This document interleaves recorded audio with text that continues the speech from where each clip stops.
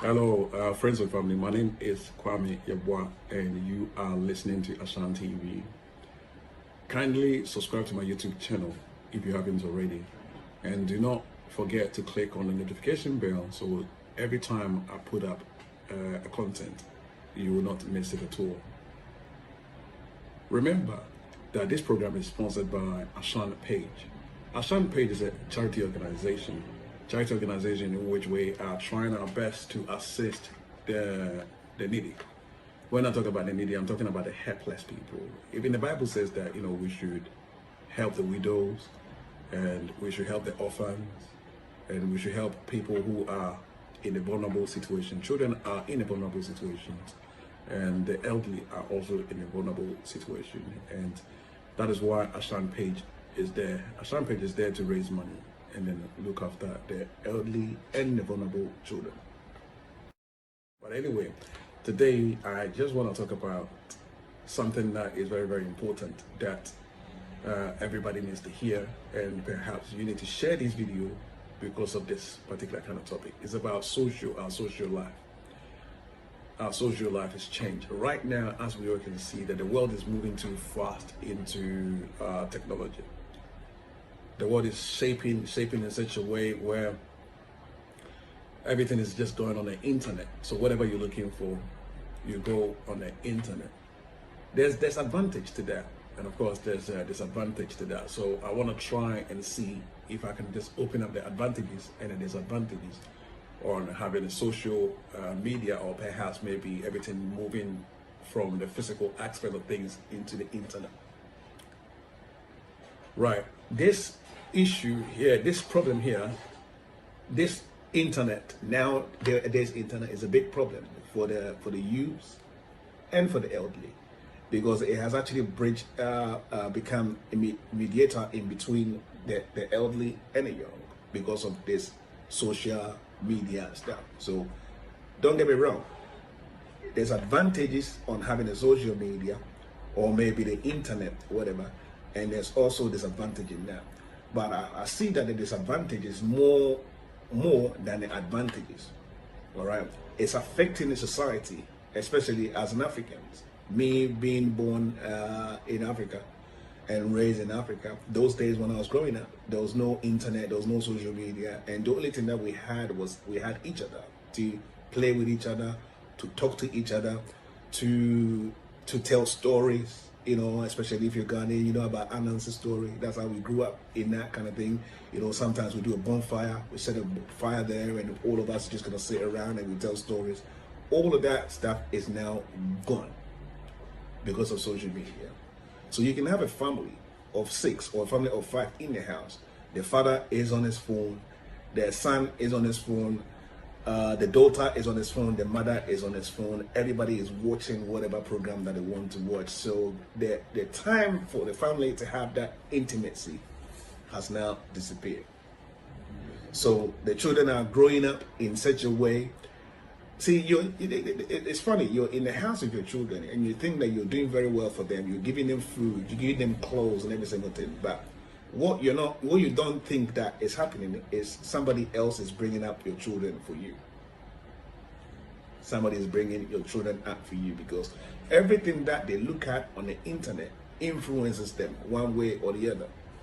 And that is why some of the families don't connect with their own children, because it's very difficult to connect, because her experience, your child's experience, and your experience is different, especially when you're born in Africa. As I said before, when you know how to respect elderlies and you know how to do things and all those things, and especially when you see your children disrespecting, then of course it becomes painful to you, because you're probably thinking, okay, why is my children not respected? For me, when I was growing up, I used to respect my parents, I used to respect it, but your children are not respecting it, all because they come from a different environment, and the different environment that they come in, or maybe I'll probably say, yeah, it's different environment, but of course different society. They live in a different society where they are being taught on the internet. All right, and of course there's a lot of stuff on the internet that is filth. All right, and your children are looking at that. So what do you expect? What do you expect? I mean, what kind of action are you expecting from them? That's what I'm trying to say. So it has become a very, very big problem. It has become a very, very big problem, and I think it's going through in many houses. Many homes are going through this situation, and some parents don't know how to deal with it. So I want to come out with a bit of solution to see if it can actually help one household. Even if you listen to me and it help one household, I'll be very happy how to deal with this kind of issue.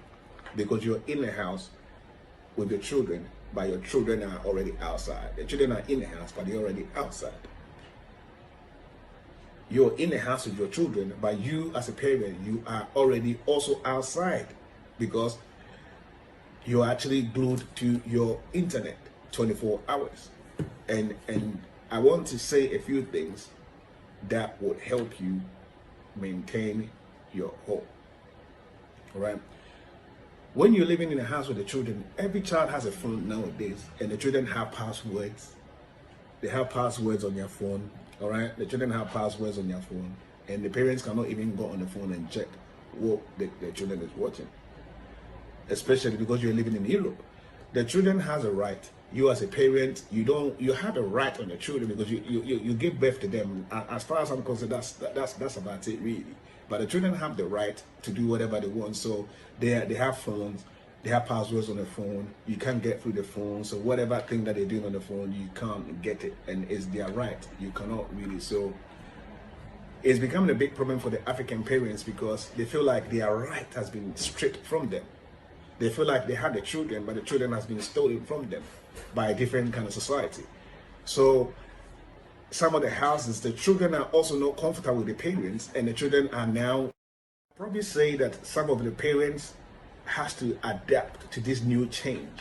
All right, we have to adapt to this new change, and of course, let your children feel like you understand them and your new generation in the new change, and then trying to learn a bit more about the internet. Okay, so you'll be able to communicate with your children on the ground on things that they like. This is from the parent to the child, and now from the child also to the parent.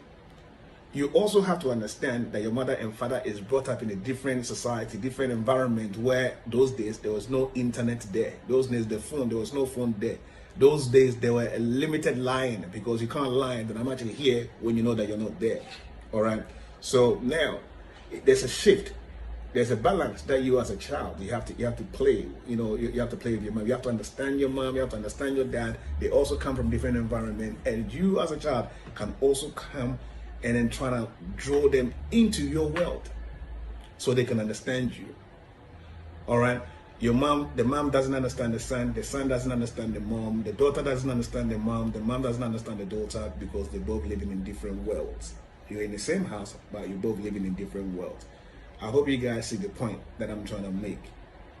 That a family unit has to try and understand and adapt to the change that is coming. The children are comfortable in the change because they've been born into this change. But the parents are finding it very difficult to adapt to this change because they were born in a different generation where they didn't have internet or access to all those things. All right? So there has to be a mutual ground. The parent has to accept the new change and try to learn from the children about new things, about the computer, about the internet, about every single thing. At least have some kind of basic idea about it. And the children also have to accept that their parents also were brought up in a different society, in a different environment, and they are not computer babies like them. Don't look at your mom as if your mom is stupid. For example, is stupid because she doesn't understand computer. Don't look down on your dad because your dad doesn't understand computer. Don't look down on them, but rather you need to draw them into your world so you can find balance, because the family unit is very important. But when you guys misunderstand each other based on the changes of the world, then of course a family would be doomed, because you know, somebody will have a saying that it doesn't really matter whether the world is collapsing, a family unit is supposed to still stand. So we have to think about the family unit. The parent have to adapt to the new changes of this century, and the young ones also have to learn to adapt and learn to draw their parents in it as well.